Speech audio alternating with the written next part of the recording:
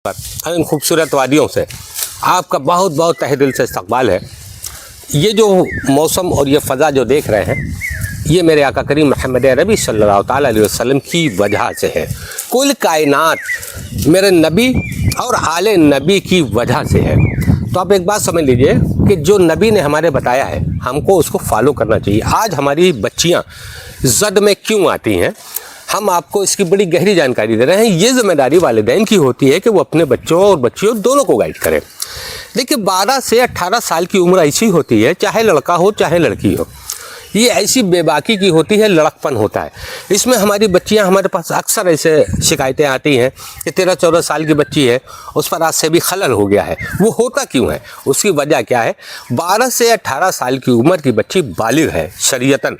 अब हमारी बच्चियां बाल खोले हैं, माँ बाप को कोई एतराज़ नहीं, इस पर तंबीह करना चाहिए। हमारी बच्चियां मेहंदी लगा रही हैं, मेहंदी, जबकि लड़की और औरत ये दोनों एक ऐसे मामले हैं जो नबी करीम सल्लल्लाहु अलैहि वसल्लम बताया कि ये खुशबूदार एक दरख्त है जो बुरी अरवाहों को अपनी तरफ खींचते हैं। हमने देखा अक्सर पार्टियों में बच्चियां बाल खोले हैं, माँ भी खोले है, बच्ची भी खोले है, तो माँ मना कैसे करेगी? खुशबू लगाना लड़की ज़ात के लिए कतन हराम है। वो अपने शौहर के लिए पूरी शीशी उंडेल ले जायज़ है, लेकिन अगर वो लगा के खुशबू जाएगी, गैर मर्द की नाक में उसकी खुशबू जाएगी तो ये गुनाह होगा।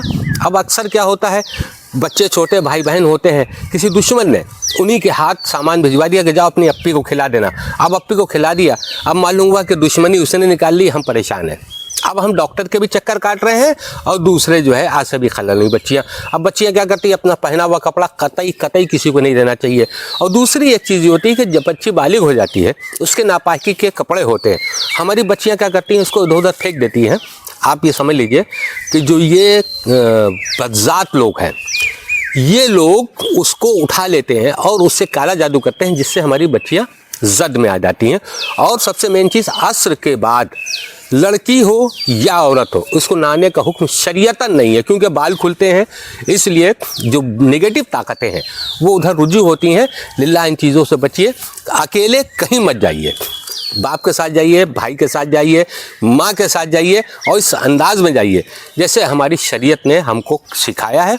अल्लाह चाहेगा तो इंशाअल्लाह ताला हमारी आपकी बच्ची सब महफूज रहेंगी। लेकिन जो मेरे नबी और आले नबी ने तरीका सिखाया है, उस तरीके पर बच्चों को चलाइए और हमारी बात को अच्छा लगे तो उसे शेयर कीजिए। देखिए इसमें मुस्लिम की ही बात नहीं है, यहाँ लड़का और लड़की की बात है। भाई हम लोग वारिसे आलम नवाज के दरवाजे से वाबस्ता हैं। सरकार वारिसे आलम नवाज ने कहा, सुना जिसने मुझे प्यार से पुकार लिया वो मेरा है।